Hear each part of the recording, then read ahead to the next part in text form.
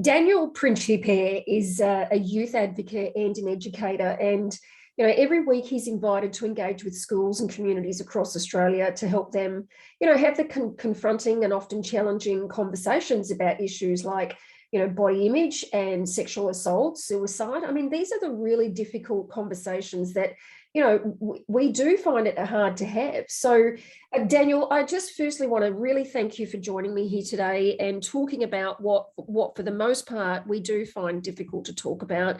But I would like to start with actually, your personal journey into this area and how did you even get started? Yeah, thank you for that question and thank you for this opportunity. I'll try and keep it as short as I can because like with everything, there's so many different interwoven stories and experiences and kind of moments that guide you down a certain path. But my background, like I'm a health professional and I've also done postgraduate studies in media and PR. And so from an academic perspective, I'm fascinated with how the messages we receive from culture and society, so from people or from advertising, the music we listen to, the things we absorb and consume, how do they shape our beliefs and attitudes? Are they helping us to be healthy, to thrive as young people in this world, or are they actually not helping us? And I think to myself, what it would have been like to be a young person growing up right now with social media, with a smartphone. I'm so grateful I went through adolescence without a smartphone. And so I guess I just saw that this is something that we need to help young people process to make sense of their experiences.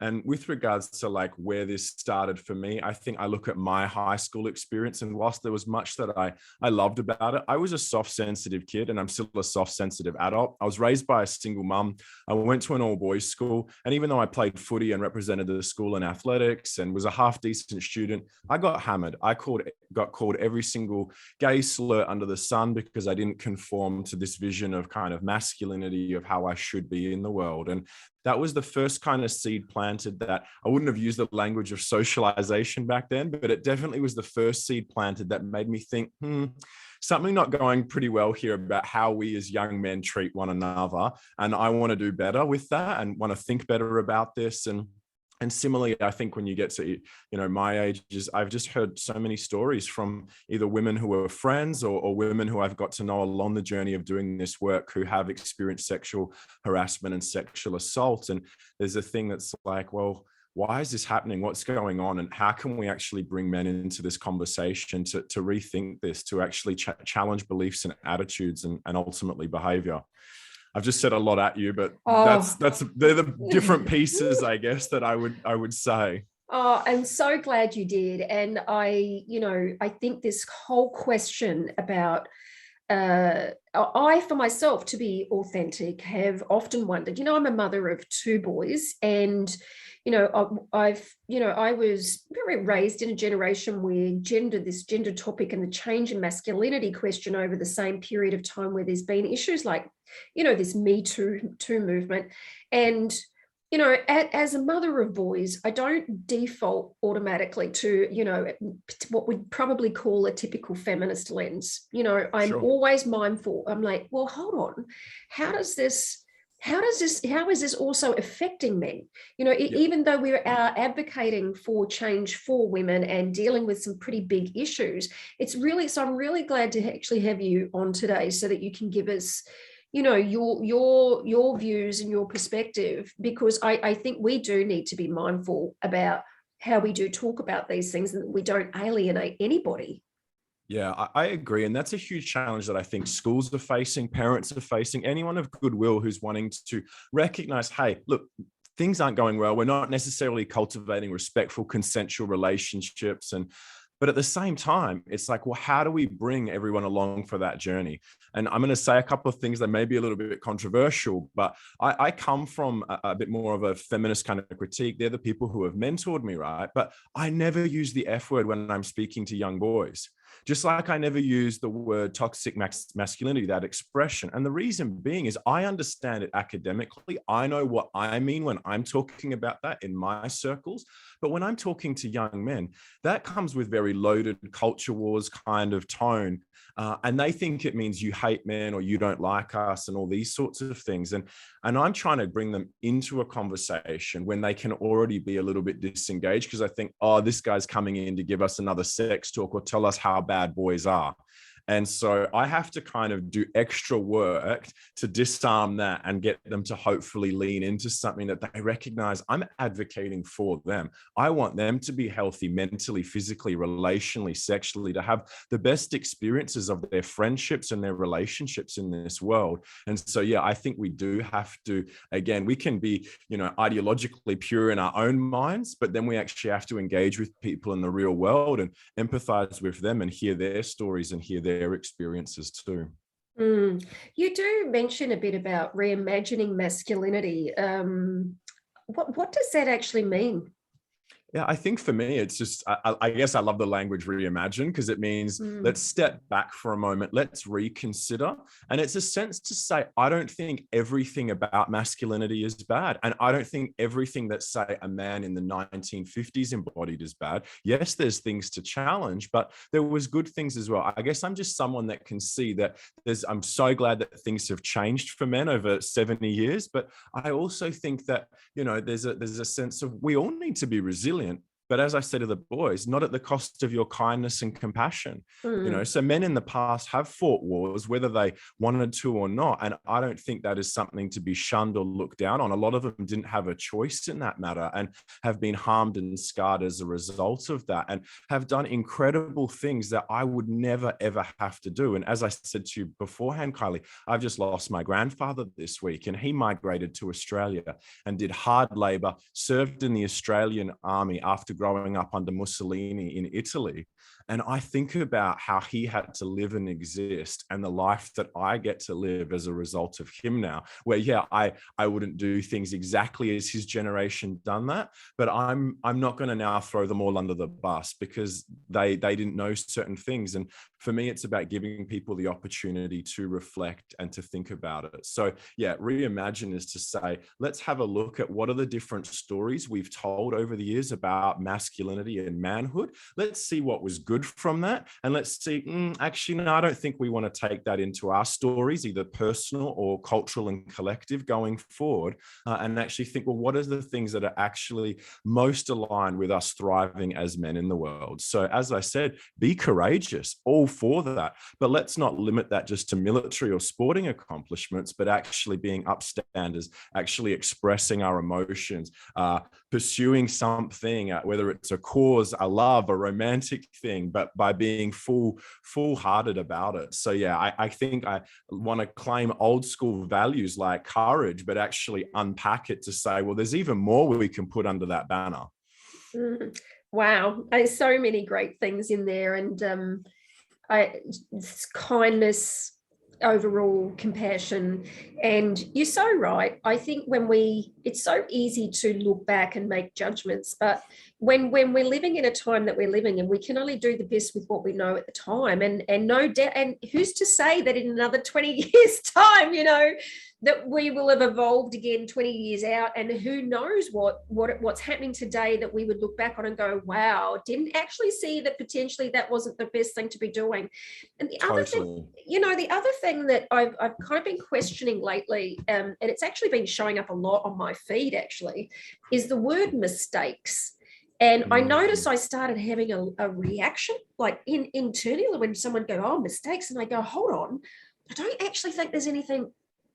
I don't think we should even be using the language mistakes. And what it had me see is I go, actually, when we call things in the past a mistake, we're kind of invalidating it, like what we did was wrong. But at the time that we do anything, I don't think any of us sets out with the intention of doing, and maybe, firstly, I don't think all human beings come into this world, right, when we have children and we're born with just joy, delight, happiness, and then shit happens, right? But I think none of us would say we actually set out to do harm, to do bad by people, that bad things happen to people. And when those bad things happen, their thinking and their way in which they do things just doesn't show up congruent with what other people expect, say. And then it's the judgment we put on others to make it a mistake. But I think any reflection back on the past as a wrongdoing is not helpful to any of us. So I really love what you're doing, and I really love your views and approach to embracing everything. I'm interested in hearing about how you go about these conversations, especially when you're going into school and talking to boys about it. How does that? What's your experience been with that? Yeah, it's good because it's good that like we have these talks, because I didn't have these talks when I was in high school. I didn't have anyone talk to me about this. And so there's a couple of things that you touched on. So I'm big on people taking responsibility, but what I'm big on is I say to the boys, I don't know what you've done up until this point in time. And this is an opportunity for you to be equipped and empowered. If you need to right your own perceived wrongs, like that's between you and the world and other people afterwards. What I'm here to do is to share you the science and the stories of what young people are growing up in, what I call porn culture, and I unpack what that is and how that's shaping them. But what I do, and again, I hope, they hear my heart, is I don't say, here's me sitting on a cloud like some angel, completely immune to both cultural and social messages. And I've never done things that later on I thought, I wish I hadn't done that like that, or I think I could have showed up with more love, more honesty, more respect at that time. And so I say to them, I've definitely mucked up when it comes to love, sex, dating, relationships. I have not always lived out my values and who I would say I want to be in the world. And I think that gives people permission to recognize, like, hey, we all have fallen short of our ideals. And so let's talk about that. Let's think about where we need more information, or where we need good role modeling, or where we need guidance, or where we need someone to encourage us to be our best selves. And that's kind of my whole message, is I'm challenging cultural and social messages.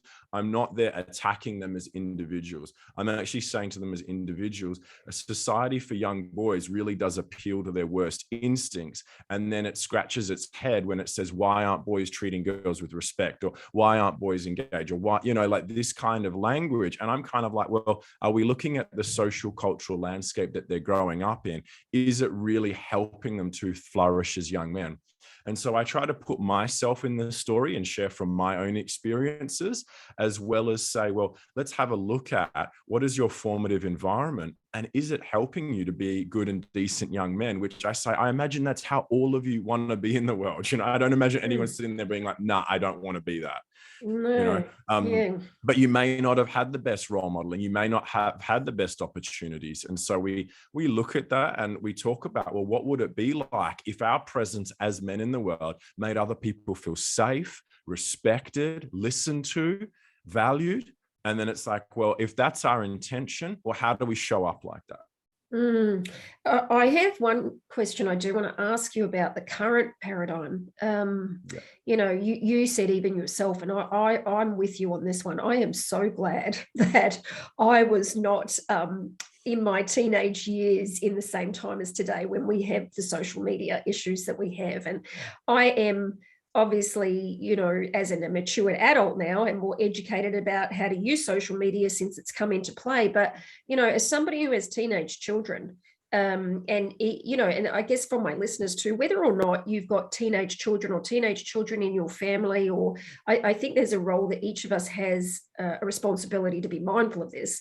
How do we deal with that? Or how do these, and obviously we're talking about boys here, but I mean, there's this movement where I've heard, people putting nude pics on social media is just normal, apparently. Like, it's considered normal. How do we get there? If you and your listeners don't mind, I might share a couple of stories, because I was just speaking to a parenting community group yesterday. and just sharing what I see on the front lines, hearing these stories. And so like, I recognize I dropped the expression porn culture before, and it's like, people are like, Dan, what do you mean by that? Well, I'm not just talking about the consumption of pornography. I'm also talking about how that manifests, and manifesting at younger and younger ages. So when I'm in schools, I'm literally invited to speak to year 4s, 5s, and 6s upwards. I never thought that would happen, but that's the reality. And yes, the conversation is different with them. But what we're seeing is that year 6 and 7s are exchanging what we call self-generated exploitation material, like child sex, because it's of themselves, it's naked. They're not even being, say, groomed by predators. This is so normalized, the whole idea of nudity, pornography, smartphones, self-generating this, that they capture this and circulate it and share it. And so there's research based in America that says that 1 in 10, 11 and 12-year-olds has done this, but shared it with a stranger. So it's more sharing with one another, but 1 in 10 American 11 or 12-year-olds, they reckon, have shared an image of themselves naked with a stranger.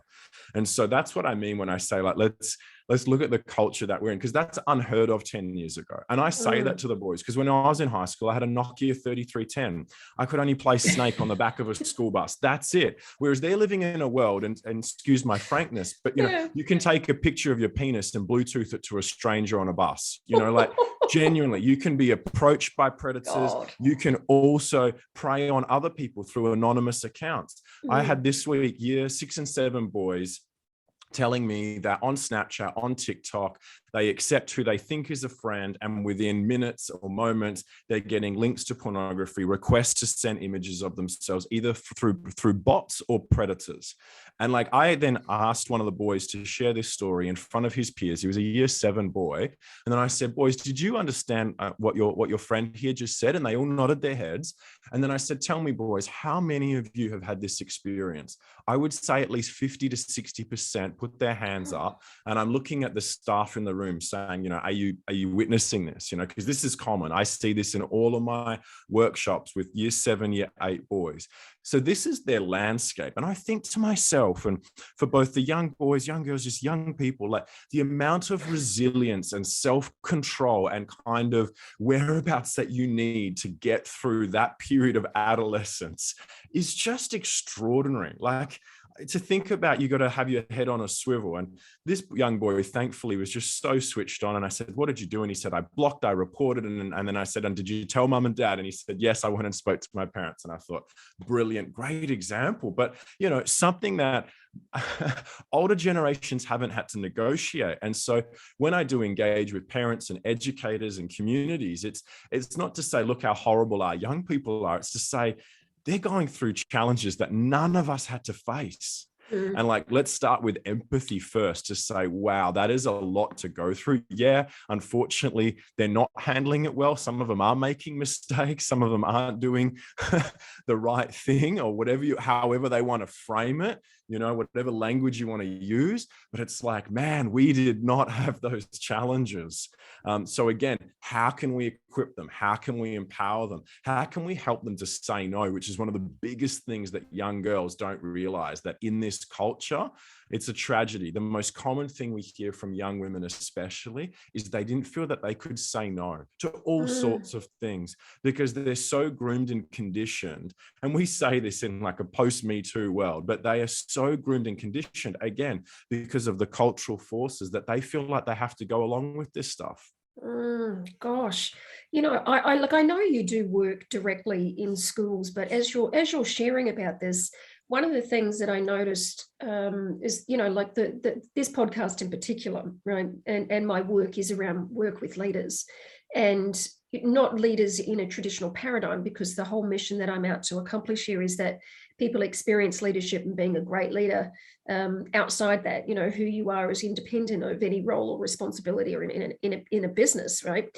And but people in terms of those in leadership positions, though, one of my big comments is that being a leader is not easy. I'm always out. Being a leader is not easy. But one of the things that I think is present, this, just talking with you, is the age of people when they are in leadership. Typically, they have teenage children.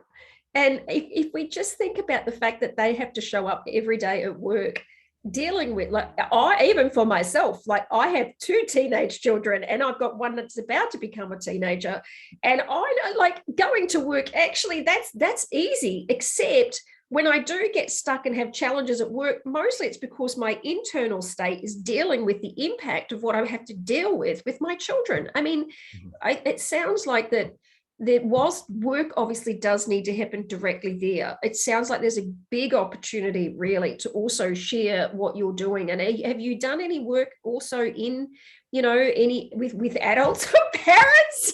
Yeah, of course. So just yesterday, my colleague and I was presenting to a mine site to help their parents, their carers, whoever they might be, to be better equipped on this issue. So we had hundreds of, people are, our age, whether they're, parents, grandparents, older brothers, sisters, to actually hear these issues and to think about the challenges of young people growing up in a hypersexualized world. So we're continuously having that conversation with all sorts of groups. To just equip people to make better sense. I think it's just like, that being able to lean in, and I don't want to ever be so assuming that I fully understand the experiences of young people. I'm always asking for their feedback, telling them, is this your world? Tell me, help me make sense of what you're experiencing, because then I relay it to the adults, hopefully in the room, and to policymakers, and, have engaged with politicians about this stuff for them to hopefully get a better understanding of what life is like for an adolescent growing up in this moment.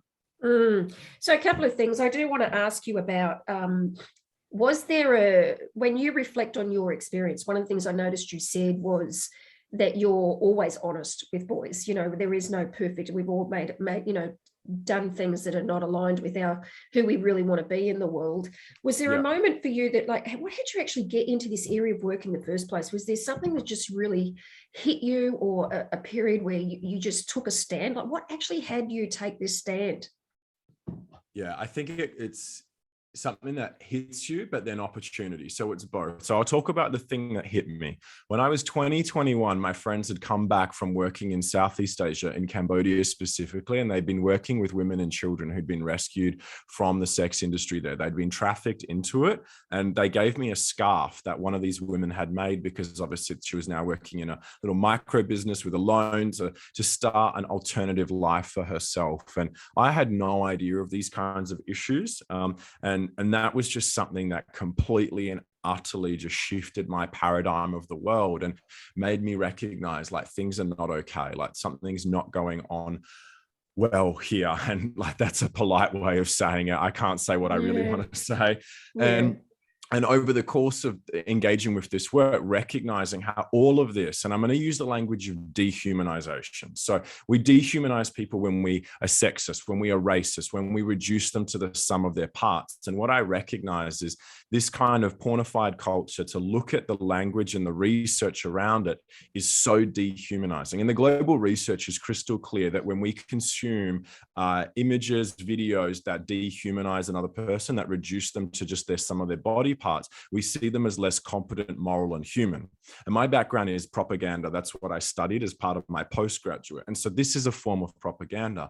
And so I was like, I need to do something about this, because how are we going to cut through a message that women and girls are just pieces of meat and that they're actually fully human, if this is the landscape that we're all growing up in, right? And then if you add in other layers of, say, racism or class or economic status, that also dehumanizes people. Well, how are we going to address these problems? Now, let me take it to the tangible. So Australian men are the third highest consumers of child abuse material coming out of Southeast Asia.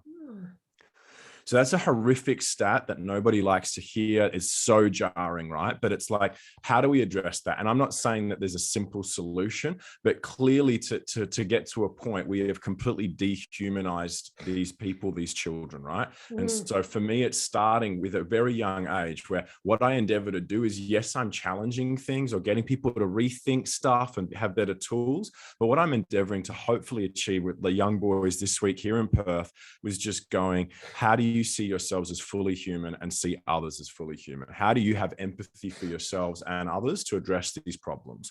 So that's the outworking of that. And then I'm so grateful for meeting my colleague Melinda and the team at Collective Shout 8 or 9 years ago. And we just went on a journey together where one day they approached me. Melinda said to me, oh, I'm speaking at this all boys school in Perth. What would you say to them? And she just put me on the spot. And I said, oh, I think I'd say this. And she was like, great, well, come and join me. Because we'd been friends for a few years and I'd kind of been her handbag walking around with her. Not that she's ever owned a handbag in her life. And I just saw the need for this work and I thought I would have loved this and I hoped to just offer that. So she took a punt on me and here we are 6-7 years later. And I'm so grateful for the opportunities to speak to young men. And I feel their desire to be heard, to be listened to, and to be given an opportunity to be their better self. So it's all well and good to say, oh, we want men to be better. But it's like, well, are we giving them those pathways? Are we showing them what that could look like, both with a visionary language, but also just practical day to day, how to be an upstander, how to make sure other people feel safe and included. So it's all of that. And I'm grateful for the painful stuff and the opportunities that like bring us to this point and then an opportunity just to share about that. So thank you. Yeah, it's just really remarkable. And, you know, I have heard that statement, you know, what does it take to be a better man? And I think actually, I often wonder, could we not just even say, what does it take to be a better human being? I mean, absolutely. We're all, you know, like we've all got our stuff, you know, That's whether right. you're a male or female, it really, I mean, human beings in a world of what we're dealing with over these years, it's just challenging. So I do want to end on your statement about being a leader and your view in particular about what a great leader looks like. So if you can finish the statement for me. A leader is someone who... Gosh, what did I write there? I can't even remember now. Can we do that one again? Oh my gosh. Well, it's really... it's about influence. That's what I wrote. Hey. Well, one of the reasons I ask is, even though I get people to think about this before they join me, is I do actually, when someone just looks at actually re-saying what I say, often when we just take a look and we think about it, what comes natural is often really from what's in the heart anyway, about, you know, what a great leader looks like. And honestly, if I look, it's actually from your view, because you're demonstrating what it is to be a leader, right? You're taking a stand for something. And you're being somebody who's willing to create a new future for people, and you're bringing people along that journey with you. And in simple terms, that's kind of my stand in the matter, is that people see that actually anytime you stand up for something and you take a new step forward. I mean, I watched my son, right? I remember watching from the sideline when he was playing rugby league once. And he was this the way in which he was playing on the field, like bringing everybody along with him and the encouragement that he was giving. And I just thought, you know, that was the moment I went, you know what? He was 11 at the time. I was like, he's 11. He hasn't got a textbook on what it is to be a great, you know, leader. He doesn't have some academic principles about what makes great. But I tell you, he really demonstrated great leadership out there. And so, you know, my question ultimately is just really from your heart, from your view, what do you think makes a great leader? A leader is someone who... I think for me, as a broad, I think leadership is about influence. And the reality is that influence going to be a positive thing, or is it going to be something that is self-focused or detracts from helping other people? So I think ultimately leadership is summed up to influence, but in terms of good leadership, I really do think it is about that character, that conviction, that having a vision that's beyond yourself, that actually empowers other people to live well. And they don't necessarily have to join you in your cause, but if you're actually equipping them to live faithfully for whatever sphere of influence they have, because that's what I talk to young people about, is I say to them, you have influence whether you know it or not. In whatever sphere you'll find yourself in life, you have influence, and you can choose to model something that aligns with your values to make the world a better place. And I say that to the boys, especially because I said, especially the senior boys, I say to them, have you thought about that you could be the only example that one of your mates has of a healthy, decent enough guy? You don't have to be a perfect guy, but, you know, a decent enough guy if other people haven't had that. Or maybe one of your female peers hasn't had an access to a safe and respectful guy. Have you thought about that you could offer that or be that and show up like that in the world? And again, I think it's that giving that people that little challenge and that little opportunity to take on a little bit more responsibility for how they want to be in the world. And again, to coming back, it's about saying, I've made mistakes. I think for me, like when I think about who I follow, right? I follow courage. Like that's what I follow ultimately, but it's people who are publicly on the record saying, I've made mistakes, or I used to think that, but these are the reasons I've now evolved a little bit and challenged how I used to show up or how I used to be in the world. So there are a couple of things that really resonate with me that I hope to embody, and that hopefully, I can inspire other young men to do that and to embody that. A really great message to end on, I think, for all of us, what we can do to challenge our own views and challenge our own way of thinking, and in order for all of us to show up as better human beings. So thank you so much for joining me today. And where's the best place that people can reach out and connect with you? Sure. I mean, they can find me on Instagram, which is a bit more of a personal look into Dan, which is Last of the Romans. That's my handle. Right. Or they can find me on my Facebook page, which is public, and that's more geared to parents, teachers, educators, people working in the mental health, youth advocacy space. So depending which one you're interested in, and then obviously, the organization collectiveshout.org as well.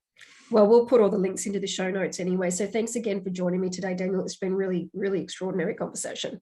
Oh, thank you so much, Kylie. It's a privilege. Thank you.